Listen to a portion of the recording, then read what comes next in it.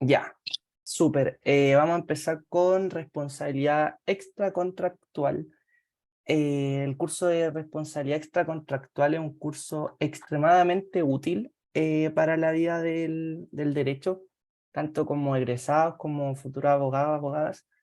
¿En qué sentido? En el sentido de que ustedes prenden la tele y van a tener un caso de responsabilidad extracontractual. Ustedes van a ir caminando y van a tener un caso de responsabilidad extracontractual.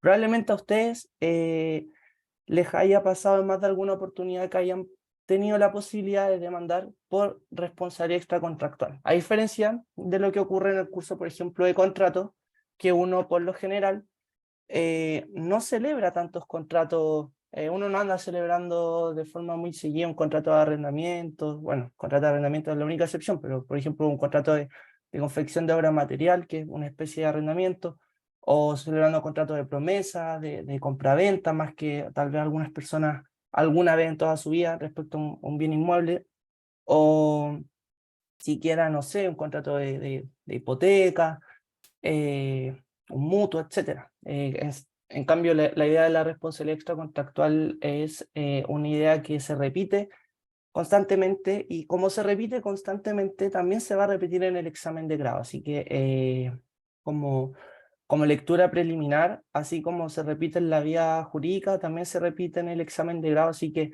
siempre, siempre, siempre estudien responsabilidad extracontractual. Es una materia que no pueden dejar de estudiar, al menos en su núcleo esencial, que es lo que voy a intentar exponer hoy día,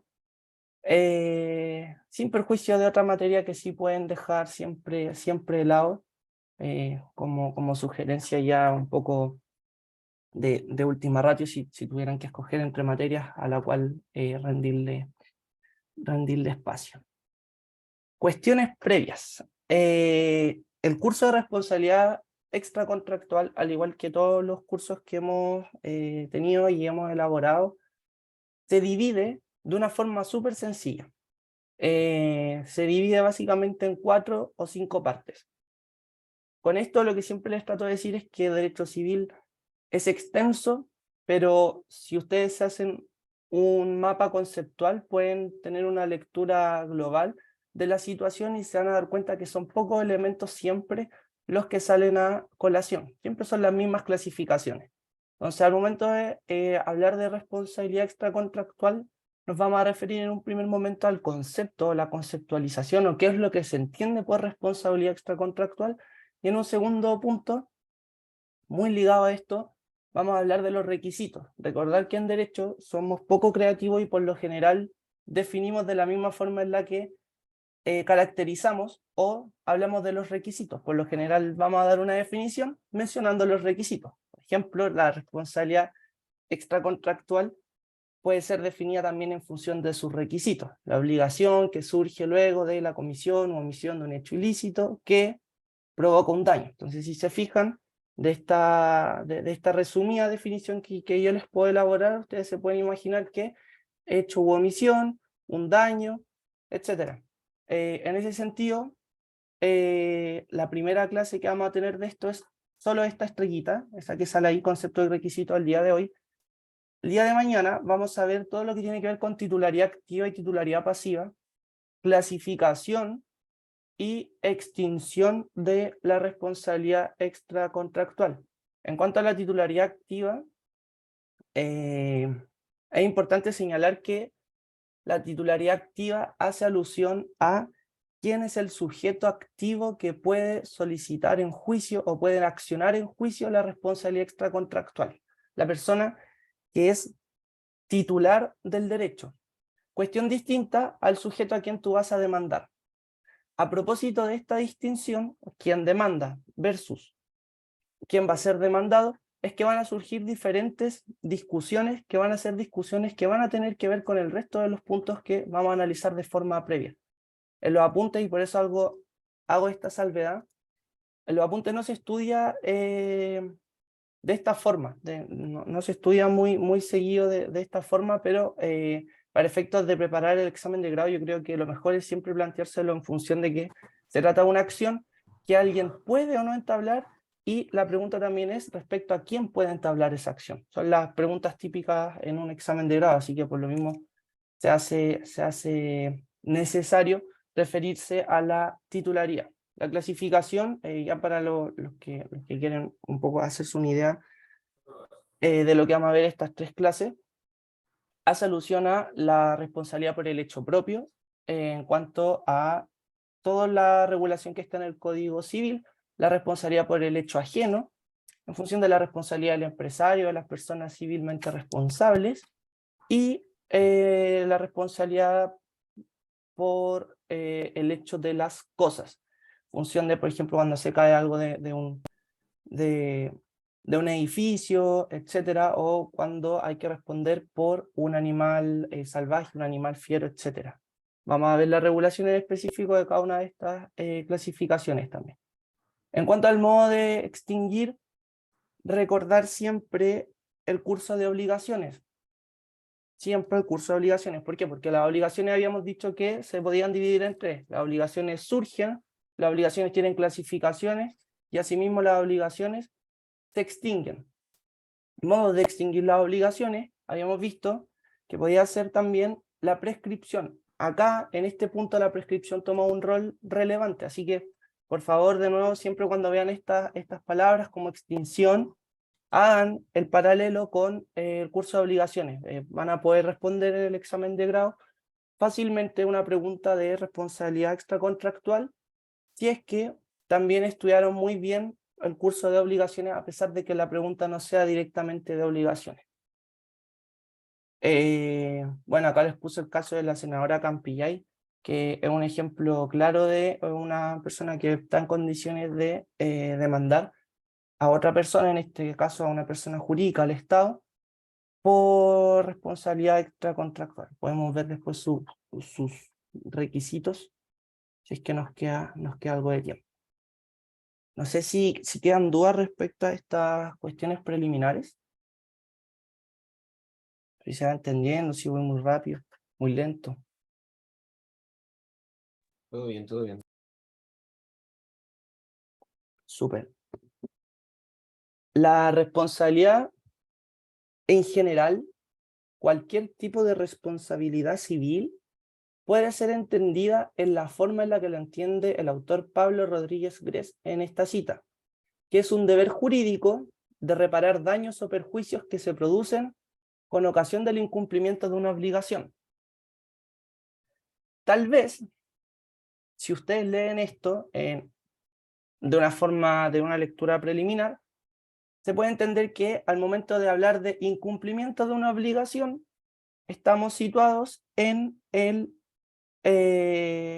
la sede contractual, o sea, tenemos un incumplimiento de contrato en condiciones de que el contrato generaba obligaciones en una fuente de obligaciones, y como tal, uno de los remedios del acreedor frente al incumplimiento del deudor, en caso de que existiera un perjuicio producto de este incumplimiento, era justamente la indemnización de perjuicios. Y en ese sentido, esta lectura de esta definición se puede entender de esa forma estricta, pero lo que nos quiere decir el autor, la invitación que nos hace el autor, es a imaginarnos todo tipo de responsabilidad civil, sea contractual o sea extracontractual, como el incumplimiento de una obligación. Y en sede extracontractual, la obligación que se incumple es la obligación de no dañar, de no hacer daño. Y, por correlato, si es que se hace un daño, existe la obligación de indemnizar todo daño, por artículo expreso. Esa es la vuelta, ese es el matiz que tiene esta definición en función de la responsabilidad extracontractual, que también puede ser complementado con el... Deme un segundo.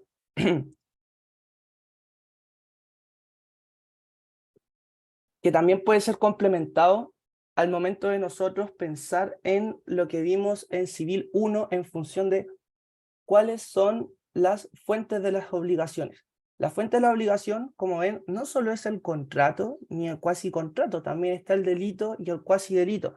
Y el delito no es más que un hecho ilícito, y el hecho ilícito es uno de los requisitos esenciales de la responsabilidad extracontractual. Teniendo estos dos puntos centrales sobre la mesa, es que podemos partir siempre de la definición de Pablo Rodríguez Gres en función de qué es la responsabilidad civil, cuando nosotros tenemos que responder frente a otra persona. Entonces, él nos dice, vamos a responder siempre que exista un perjuicio en ocasión del incumplimiento de una obligación. Y las obligaciones, como vimos, surgían entre varios aspectos, desde una convención, un contrato, o también desde la comisión de un hecho ilícito. Eso con la conceptualización, ¿se va entendiendo? Sí. Genial.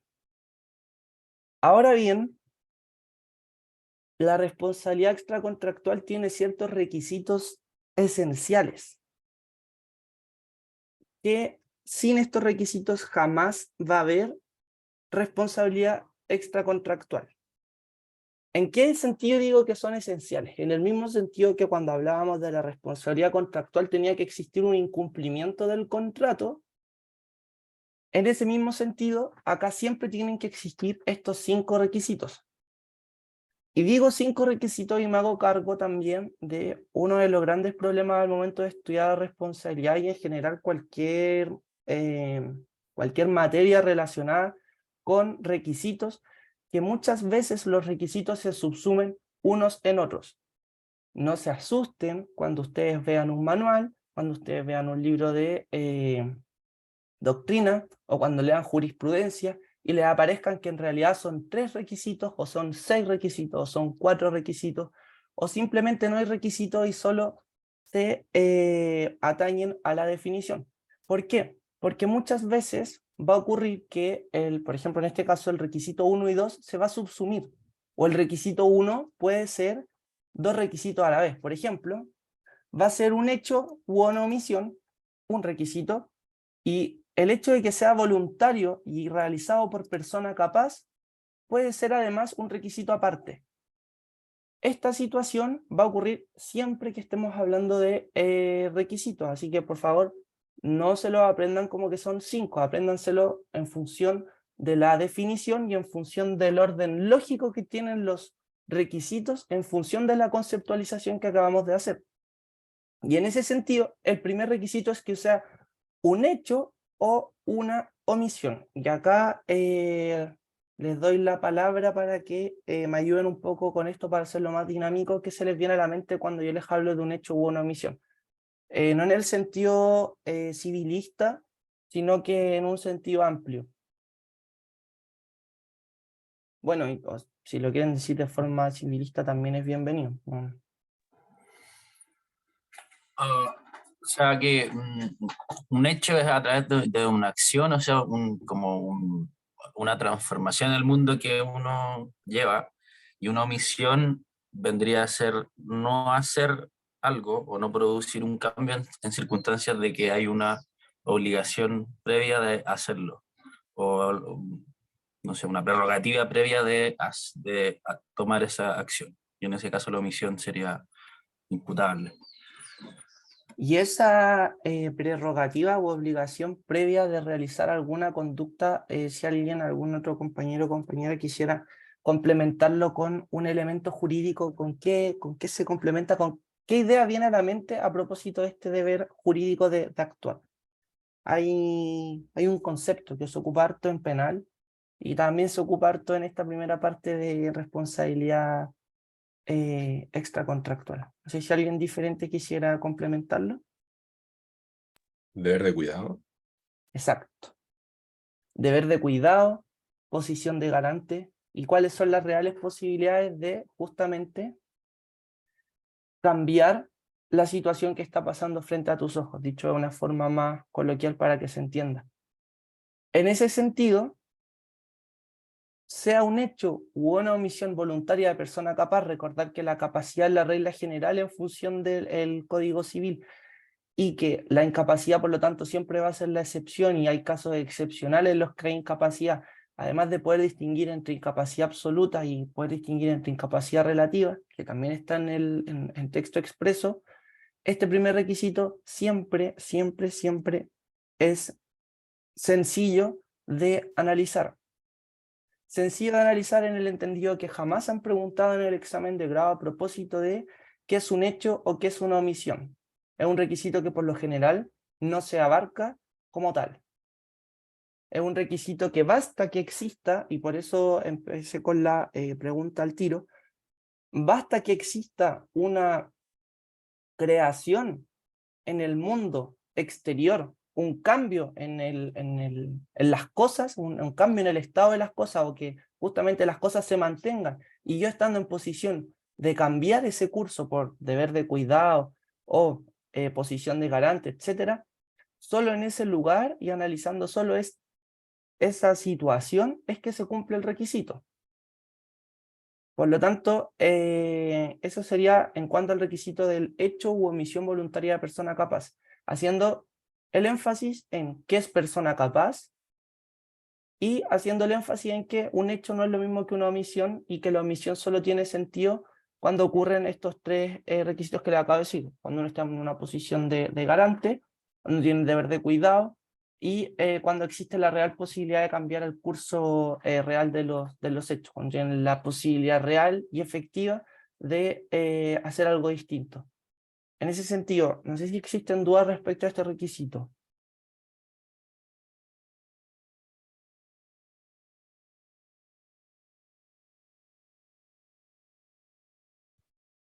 Bueno, si existen dudas, igual mañana vamos a tener una clase de esto, así que no se preocupen, podemos volver a este punto las veces que quieran. El segundo requisito es que este hecho u omisión sea antijurídico. ¿Qué quiere decir antijurídico? Que sea contrario a derecho, que no se trate del ejercicio legítimo de un derecho, o dicho de otra forma, que no se trate, por ejemplo, del cumplimiento de una obligación válida. Por lo tanto, quien cumple un contrato y en ocasión de cumplir un contrato ocasiona un daño, este cumplimiento de contrato jamás va a poder ser un requisito de la responsabilidad extracontractual, toda vez que justamente cumplir un contrato, cumplir una obligación, es un hecho, pero no es un hecho antijurídico, es un hecho jurídico, es un hecho ajustado a derecho. Es lo que se espera, es lo que las partes crean y esperan que se siga del íter contractual desde el momento en el que estipulan la obligación. Por lo tanto, los hechos o omisiones antijurídicos, por lo general, y de nuevo, viendo desde el punto de vista práctico, van a ser situaciones que van a calzar con delitos penales. No siempre y no necesariamente un hecho u omisión voluntaria de persona capaz antijurídico es un delito penal, pero en la gran mayoría de los casos ocurre que existe una congruencia entre estos dos elementos. Ejemplo: A mata a B, o A tortura a B, o A le roba a B, o A choca el auto de B y le ocasiona daños a C. ¿Se fijan? Son delitos. Delito de daño, homicidio, tortura, etc. Por lo general, lo que ocurre en derecho civil en función del examen de grado es que este elemento tampoco, y por eso los pongo acá al principio, tampoco es un elemento central de discusión. Y digo solamente en función del examen de grado, porque hablar de la antijuridicidad tiene sentido cuando hablamos de responsabilidad extracontractual, por ejemplo, del Estado. No, y esto se escapa del examen de grado, pero solo para que tengan la idea. ¿Qué ocurre cuando justamente construir una acera se convierte en un hecho o en una omisión, en función de que no se construya, realizado por la municipalidad o por el Estado, si quiere decir de otra forma, y eso es o no ajustado a derecho? Nadie dudaría que construir bien o mal una acera no se trata de un delito, pero sin duda habría que analizar si efectivamente construirla de tal o cual forma es un hecho u omisión antijurídico, o sea, si es o no contrario a derecho.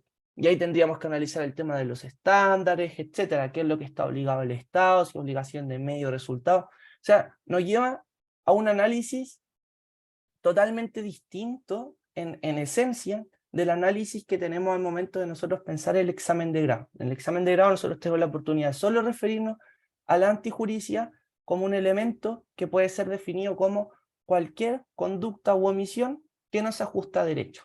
Y por lo tanto, ¿qué cosa no se va a ajustar a derecho? Todo lo que no sea, por ejemplo, un incumplimiento de contrato y que por lo general va a calzar, volviendo al punto central, con la comisión de un delito.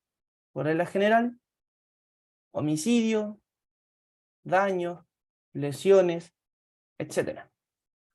¿Se entiende este punto?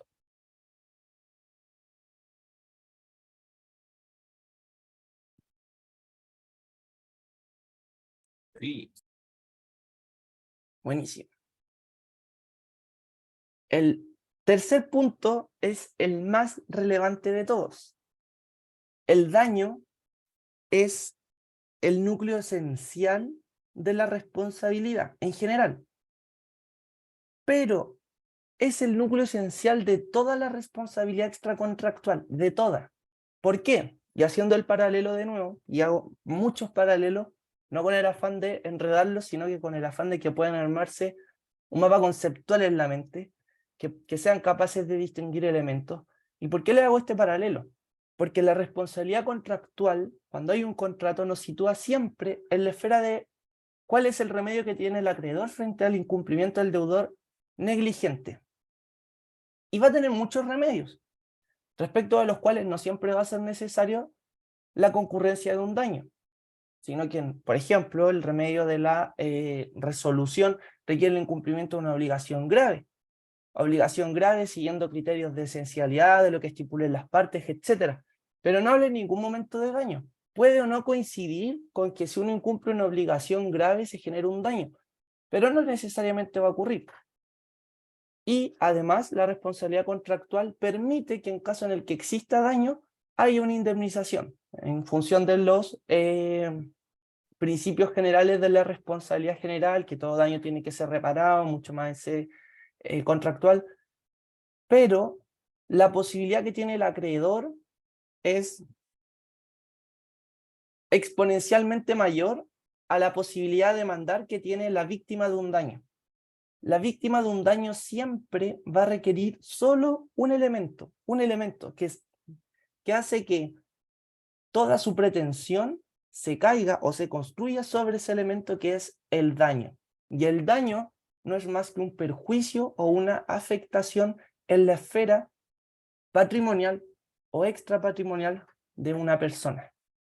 El daño hoy en día es entendido desde una perspectiva amplia, amplísima si se quiere. ¿En qué sentido? En que en algún momento se entendía que solo se iban a indemnizar daños patrimoniales. Luego, solo se iban a indemnizar daños también extrapatrimoniales, pero entendiendo como daño extrapatrimonial el daño moral, y el daño moral entendido solo como el precio del dolor. Por ejemplo, a mí me atropellan, me fracturo en función de este atropello mi pierna, y el dolor que me provoca esa fractura va a ser el quantum indemnizatorio que yo voy a solicitar a título del precio del dolor de esa fractura.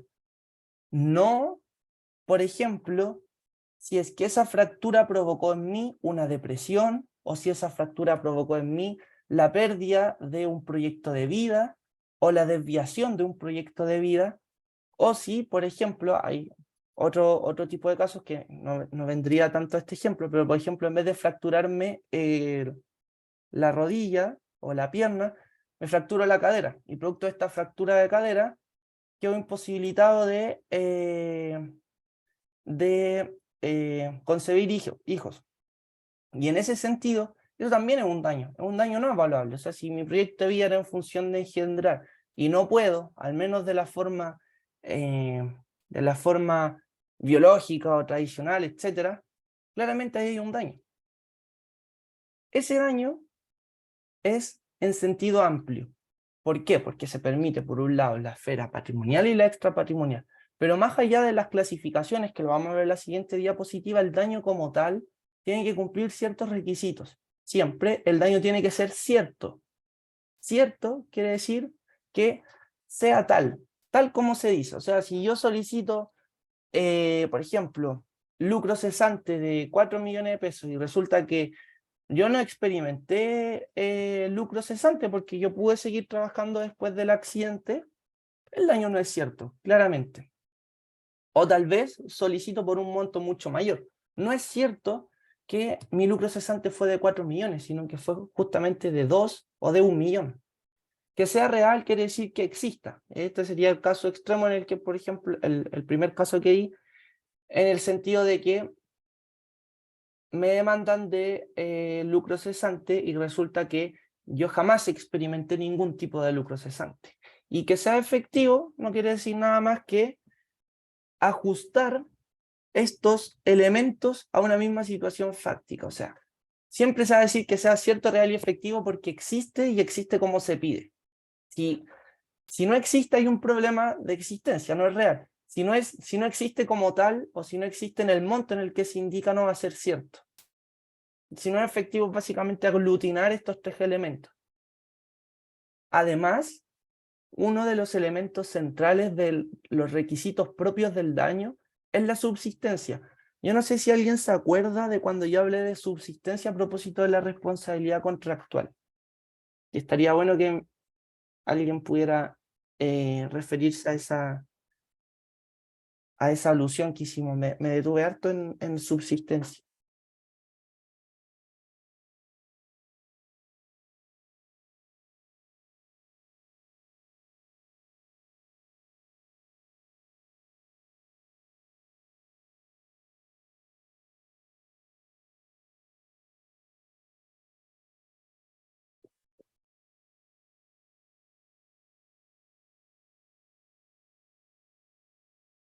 Por ejemplo, les voy a dar una pista, lo que ocurre con los seguros de vida en específico.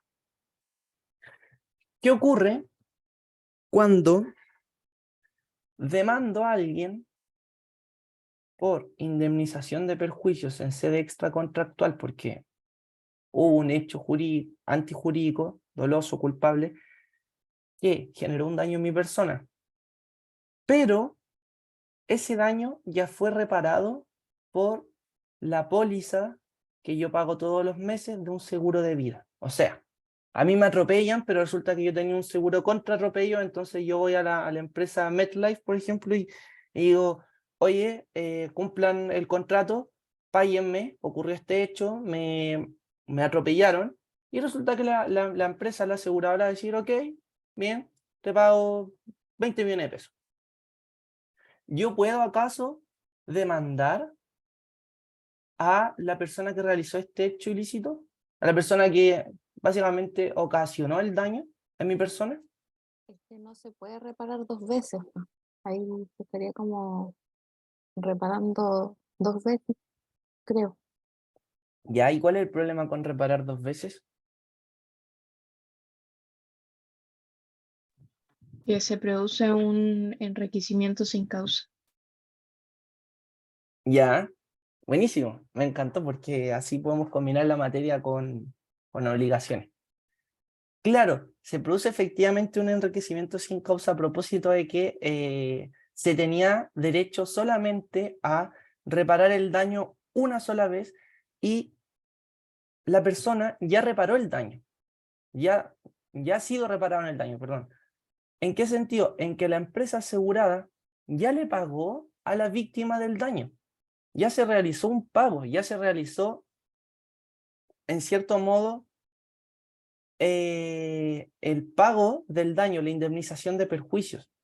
Y en ese sentido, el requisito de subsistencia como requisito es esencial. O sea, cuando ustedes pongan en el examen de grado que se va a producir una situación de enriquecimiento sin causa porque no se tenía derecho legítimo a solicitar nuevamente una indemnización de perjuicios, tienen que argumentarlo con que existe el requisito de subsistencia dentro del requisito de daño, que es antecedente necesario, indispensable, sine qua non, de la responsabilidad extracontractual, y argumentarlo en qué sentido, en que el daño, al momento de alegarlo, al de alegar la indemnización contra la persona que efectivamente realizó este hecho ilícito, ya ha sido indemnizado. El daño como tal no existe, no subsistió. Desde el momento en el que se comete el daño hasta el momento en el que se demanda, el daño no subsiste. Por eso se llama requisito de subsistencia, porque el daño, si yo lo quiero alegar, tiene que existir como tal desde el momento cero hasta el momento en el que yo demando.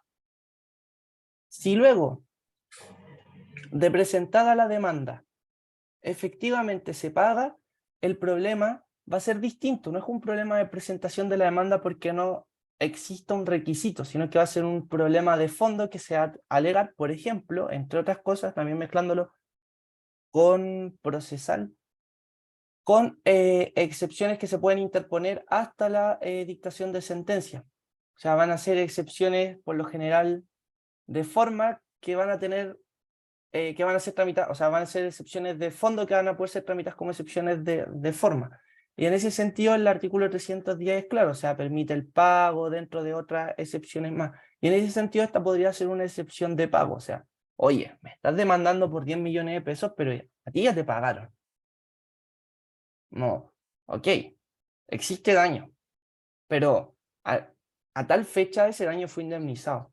Y por lo tanto, volvemos y lo argumentamos nuevamente en función de la subsistencia como requisito del daño y del daño como requisito de la responsabilidad extracontractual, y por lo tanto la acción carecería de su elemento esencial. Por eso es tan importante detenerse siempre en los requisitos. Las respuestas del examen de grado son estructuradas. Uno tiene que decir concepto, requisito. Ok, en el hecho se cumple, no se cumple. Se cumple por esto, no se cumple por esto otro. Esa es la forma correcta, en el sentido de argumentarlo. Y luego referirse al enriquecimiento sin causa. Eso, no sé si se entendió el requisito de subsistencia. De una Tengo manera una legal. pregunta.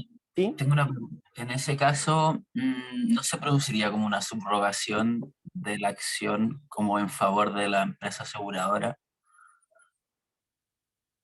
Depende, pero es materia que no entra en el examen de grado de civil, ni tampoco en el de procesal.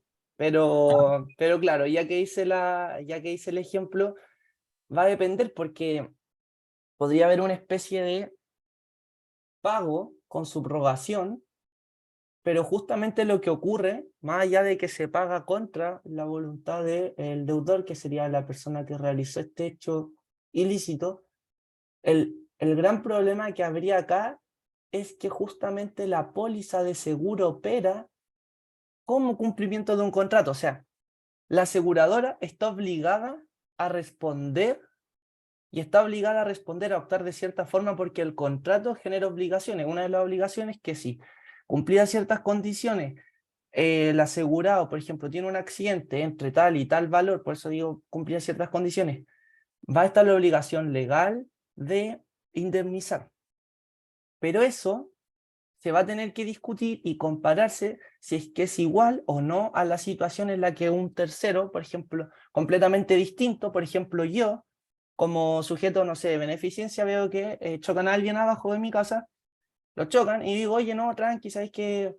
Te pago la operación. Era una abuelita y me dio mucha pena y no tenía un seguro, entonces lo que hice yo básicamente fue responder cuando no tenía que responder. O sea, son situaciones distintas que se van a tener que evaluar en el caso a caso. Por eso digo que en sí la respuesta a tu pregunta es una respuesta mucho más del caso a caso que una respuesta propiamente de materia. O sea, dependiendo de las particularidades que le demos al caso, va a ser cómo lo podemos responder.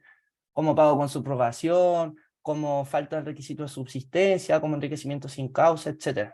Por eso lo esencial es que al menos entendamos los requisitos. No sé si un poco respondía a tu inquietud. Sí, sí, sí. Vale, gracias. No sé si alguien más tiene alguna duda. ¿Podrías explicar de nuevo los requisitos de ser cierto, real y efectivo, por favor?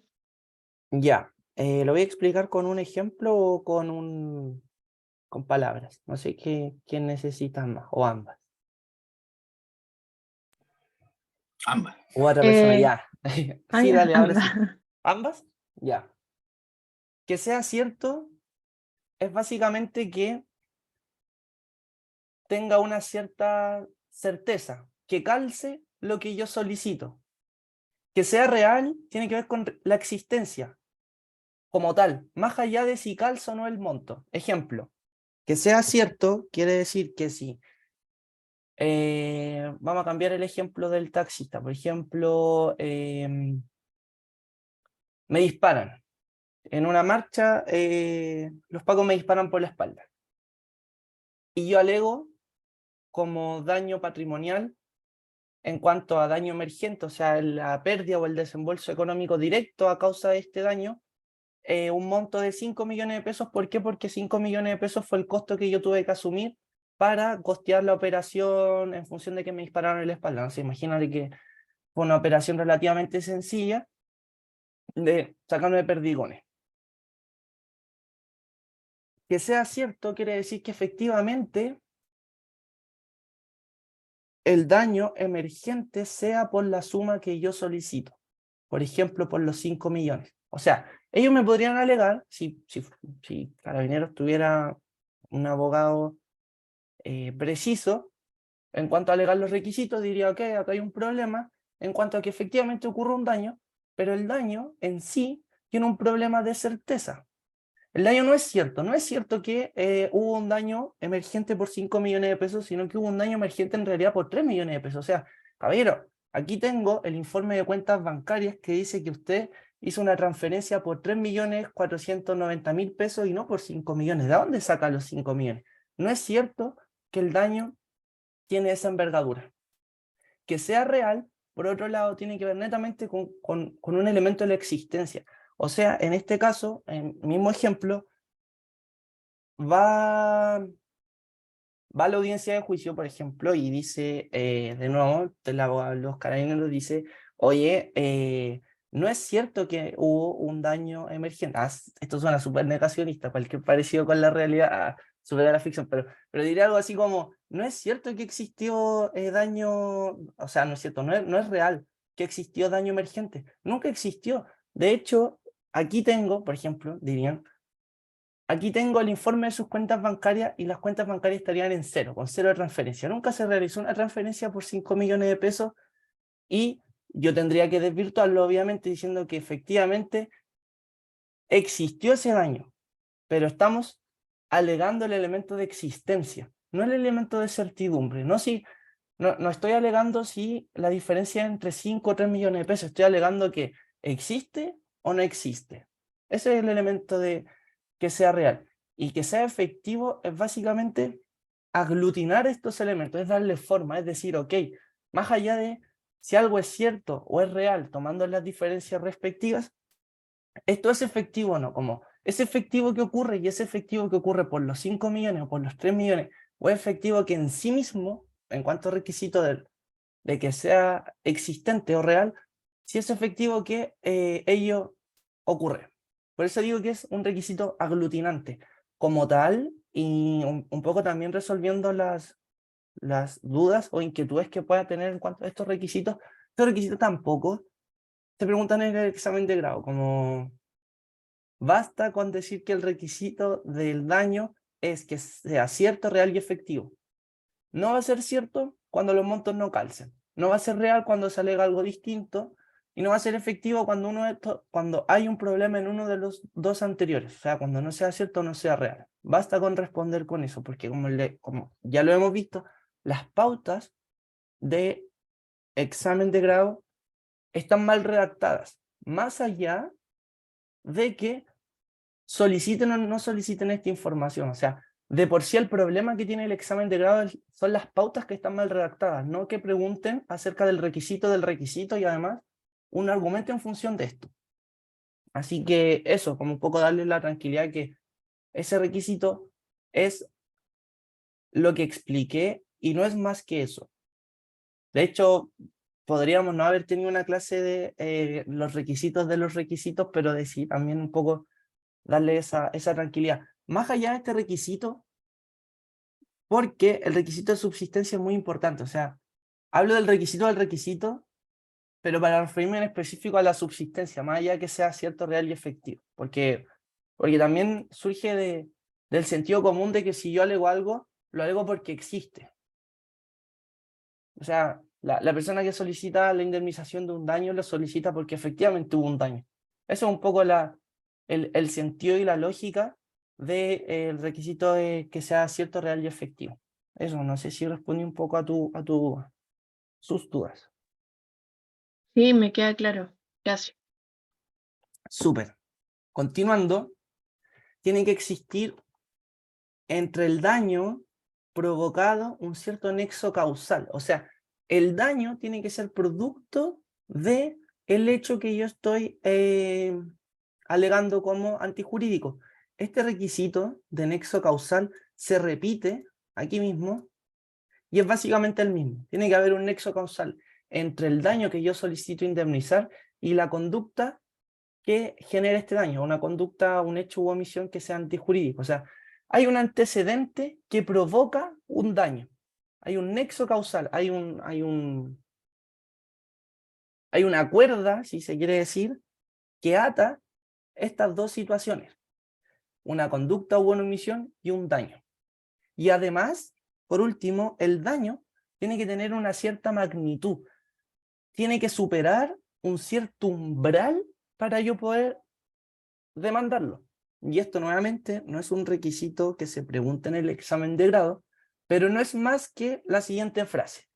El daño tiene que superar un cierto umbral para demandarlo. ¿Y qué es superar un cierto umbral? Por ejemplo, fue una mala idea meterme con el caso de los pacos porque claro, son la red negacionista, pero volviendo a un ejemplo más normal, me atropellan, y en ese sentido me atropellan y, no sé, a ver, no me pasa nada, básicamente se me rompió una uña. Imagínense, yo venía saliendo de la pedicure, ahí con la podóloga, me hice la uña súper bonita ahí en el pie, brillantes, todo. Y claro, gasté, no sé, unas 20 lucas, por decirle algo, podría ser menos, pero me atropella un auto y resulta que yo no sufro ningún daño, salvo que se me rompió una uña. Y yo indignado, voy donde mi abogado y le digo a mi abogada, le digo, oye, ¿sabes qué? Estoy indignado, se me rompió una uña. Y claro, él me diría como, ya ok, pero no te quinzaste, no te fracturaste, estás vivo, como, ¿qué importa tu uña? La uña, efectivamente un daño, pero no supera el umbral. Distinto, y por eso digo que, volviendo a lo que había mencionado hace un tiempo, distinto es que, por ejemplo, se trata de una persona que se dedica a vender con sus pies, no sé, como la gente que se saca fotos y ese tipo de cosas. Por ejemplo, para esa persona sería totalmente importante tener un pie en perfectas condiciones. Por lo tanto, en ese caso, el daño, al ser un elemento subjetivo que depende de cada persona, sí superaría el umbral. Porque, por ejemplo, le estáis rompiendo la fuente de ingreso. Por ejemplo, o no sé, las uñas, alguien que se dedica a hacer masaje y resulta que termina con las manos, con las manos, no sé, no sería el mismo caso, pero imagínense un caso en el que el daño sería que una persona no se quinza ni se fractura ni nada, pero terminaría con las manos secas. ¿Te imaginas a alguien que se dedica a hacer masaje y tiene las manos secas? Como que no pega. Ahí claramente no es el mismo problema alguien que no se dedica a ocupar sus manos. En ese sentido, el umbral, y volviendo al punto, el umbral de indemnización va a ser distinto dependiendo del caso. La magnitud va a ser distinta, porque el daño está en función de una persona determinada. ¿Se entiende?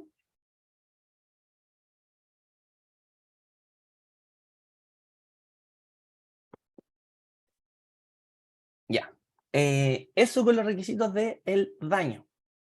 Además, entre este hecho ilícito o omisión ilícita y el daño tiene que haber un nexo causal entre ambos elementos. Y el nexo causal es una situación súper extraña. Y aquí se las comento un poco porque a mí me chocó que en pregrado, por ejemplo, nos enseñaran tanto de nexo causal y en el examen de grado jamás se mencione. Así que vamos a tratar de hacer una síntesis entre lo que vemos en pregrado y en lo que efectivamente se pregunta en el examen.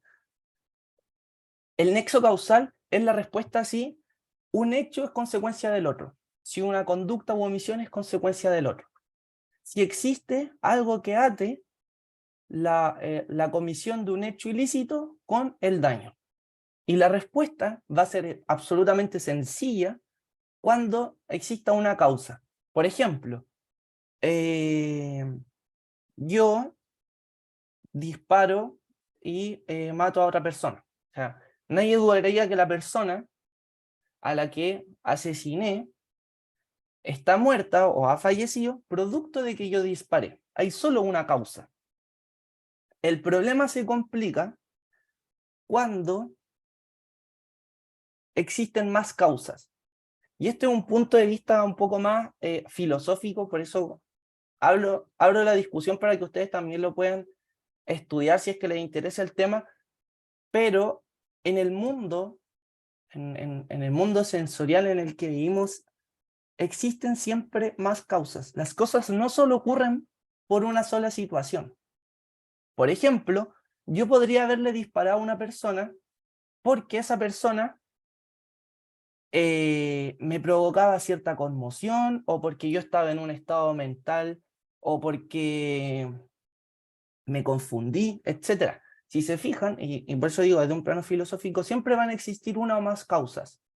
Por lo tanto, al existir una o más causas en el derecho, lo que nos importa es saber cuál de esas causas va a ser el antecedente jurídico, y como antecedente jurídico, si existe o no un nexo causal entre el daño, entre que la persona esté muerta, y entre que yo realice tal o cual hecho. O sea, si acaso hay un nexo causal entre que yo, por ejemplo, abrí una cerveza y me curé y me embriagué, y no pude reconocer a la persona, llegué y le disparé, si es que acaso eso es consecuencia o no de la muerte. O si acaso, justamente la única consecuencia, el único antecedente jurídico en que exista un nexo causal, va a ser el hecho de que yo tomé la pistola y le disparé. Y el derecho soluciona esto con distintas teorías. Lo importante de las teorías es que son formas de solucionar un problema.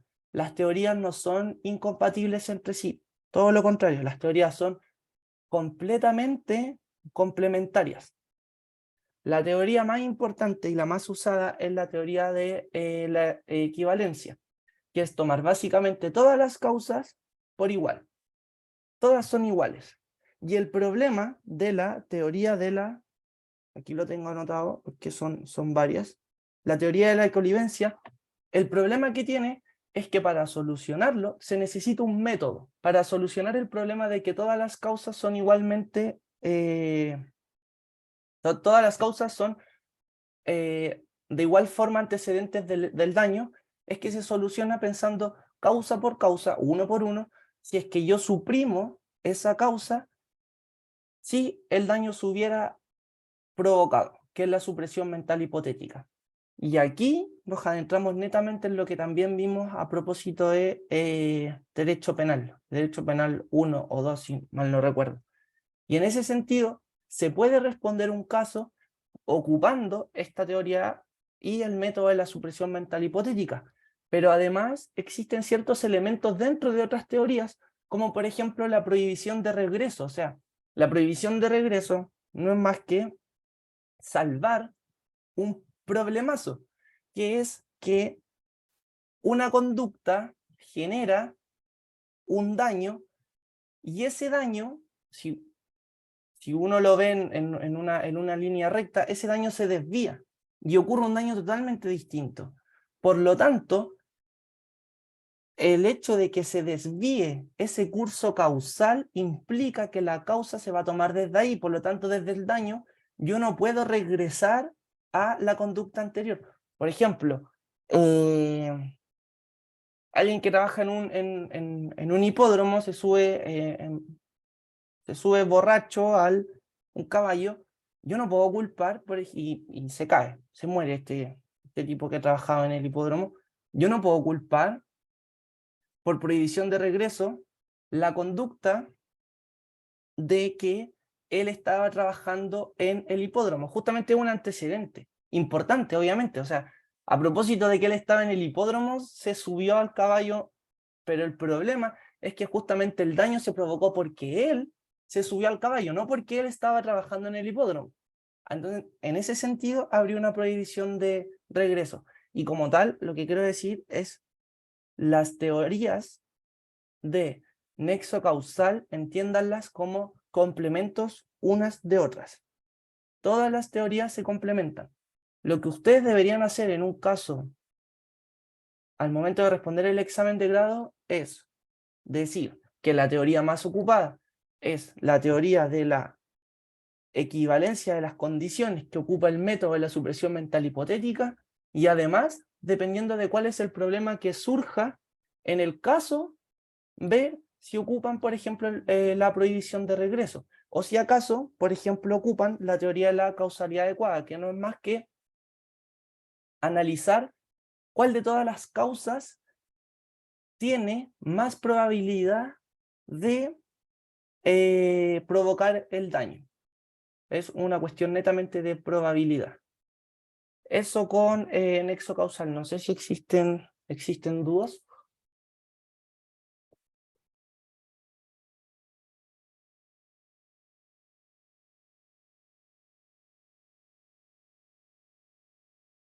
Súper. Y además, existe el último requisito, que es la imputabilidad. Y la imputabilidad no es más que este hecho ilícito sea cometido con dolo o culpa. Y en cuanto al dolo, se va a entender en función del 44 del Código Civil como esta intención de hacer daño. Y la culpa se va a entender como un actuar negligente. Pero, y esto anótenlo en su cerebro o en una libreta o en su muñeca, donde sea, pero anótenlo. A diferencia de la responsabilidad contractual, a diferencia de la responsabilidad contractual, lo que ocurre con la culpa en sede extracontractual es que acá la culpa no se gradúa. Acá la culpa es una sola. Acá se actúa negligente o no se actúa negligente. No existe algo así como el estándar de la persona media, del buen padre de familia. No existe algo así como la culpa leve, la culpa lata, la culpa levísima, etc. O sea, en función de si el contrato, en función de si el contrato es oneroso o no. Acá no existe eso. Absolutamente no. O sea, acá se actúa o no se actúa negligente. Acá se actúa con dolo o no se actúa con dolo. Las cosas son mucho más sencillas acá. Tampoco existe, discutido, lo vamos a ver más adelante, tampoco existe la presunción de culpa, que sí existe a propósito de la culpa en responsabilidad contractual, que veíamos que había un artículo expreso que nos permitía que, acreditando el incumplimiento, se acreditaba la culpa, o sea, se acreditaba la negligencia producto del incumplimiento. Esa situación no ocurre acá, porque acá solo lo que hay es un daño provocado por un hecho ilícito antijurídico y culpable. ¿Culpable por qué? Porque fuiste negligente. Y acá toma sentido, y ya para ir cerrando un poco lo que tiene que ver con conceptualización y requisitos, toma sentido que en Chile tengamos un régimen de responsabilidad subjetivo. Acá importa absolutamente la conducta del hechor, la conducta del actor o del autor de este hecho ilícito. Acá no basta con tener un daño para decir que desde ese daño se colige necesariamente la responsabilidad extracontractual. Acá el daño tiene que ser doloso o culposo. Y esto tiene sentido porque existen regímenes de responsabilidad objetivos, en el que va a bastar solamente el daño. No va a importar la imputabilidad. Como por ejemplo, a modo de ejemplo, y es una excepción a la regla general, la culpa infraccional. La culpa infraccional está al regular la ley de tránsito y no es más que se va a entender que existe culpa solo por el hecho de una infracción a la ley de tránsito. Ejemplo, Yo atropello a alguien y si yo lo atropello con luz verde, el juicio va a ser más sencillo que si yo lo atropello con luz roja. ¿Por qué? Porque si yo lo atropello con luz roja, yo infringí una ley de tránsito y por lo tanto se activa la culpa infraccional. Por el solo hecho de infringir una ley de tránsito, se entiende que yo actué con culpa. Independiente de que, no sé, haya actuado de forma negligente, que la parte llegara y se haya tirado, etc. Cualquiera sea la situación, es responsabilidad objetiva. En cambio, por el otro lado, si es que yo atropello a alguien con un verde, o no sé, más fácil, respetando los límites de la velocidad, el problema va a ser justamente y va a radicar en acreditar si yo actué o no de forma dolosa o culposa. Y vamos a tener que analizar en función de la culpa. Por lo general, pues, es mucho más común que la gente cometa accidente en sede extracontractual con culpa. Voy a tener que acreditarlo en función de este único estándar de culpa. Recordar de nuevo, y por favor grábenlo, no existe la graduación de culpa. Eso, no sé si existen dudas.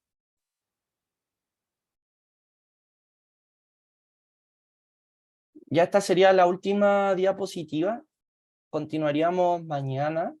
Y mañana la idea es hacer una clase mucho más larga y más rápida. Pero lo importante, y ya para ir cerrando, veo aquí en el chat algo, la culpa infraccional sur, sí, solo existe una ley de tránsito, en Chile al menos. El daño, como vimos, tiene requisitos, tiene categorías en función de que existe el daño patrimonial y el daño extrapatrimonial.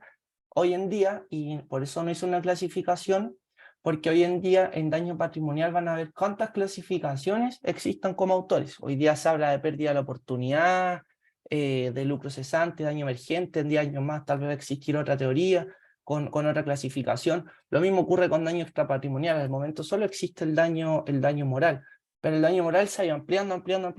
Por eso, lo importante es solo entender que existen los daños en la esfera patrimonial, en cuanto a los ingresos y egresos dentro del patrimonio, y los daños en la esfera extrapatrimonial, como todo aquello que queda fuera del patrimonio, pero que de todas formas lo podemos cuantificar.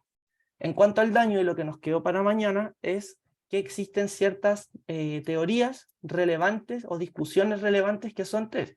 Si es posible el daño moral en persona jurídica, si existe transmisibilidad del daño moral, que es un temazo, y cómo evalúo los perjuicios cuando estamos en el daño extrapatrimonial, es decir, daño moral. Y con esto termino. Esta es una foto de Copérnico. O sea, como que la saqué buscando una cuestión de Copérnico. Y lo interesante es que, bueno, a todo esto fue un tipo que básicamente lo que hizo fue decir como el centro del universo no es la Tierra, sino que es el Sol. Y claro, para su época fue bastante disruptivo. Y con esto lo que quiero decir es que tal como este tipo, Copérnico, sitúa al Sol como al centro de todo, lo mismo ocurre con el daño. O sea, siempre que tengan responsabilidad extracontractual, piensen en el daño. Y el daño es el centro de todo, es como el Sol, si quisieran ponerlo en términos de Copérnico. Así que eso, cualquier duda, consulta, me escriben, voy a quedar atento y nos veríamos mañana. Vacancia, muchas Chao, gracias. gracias. Ya. Chao, gracias.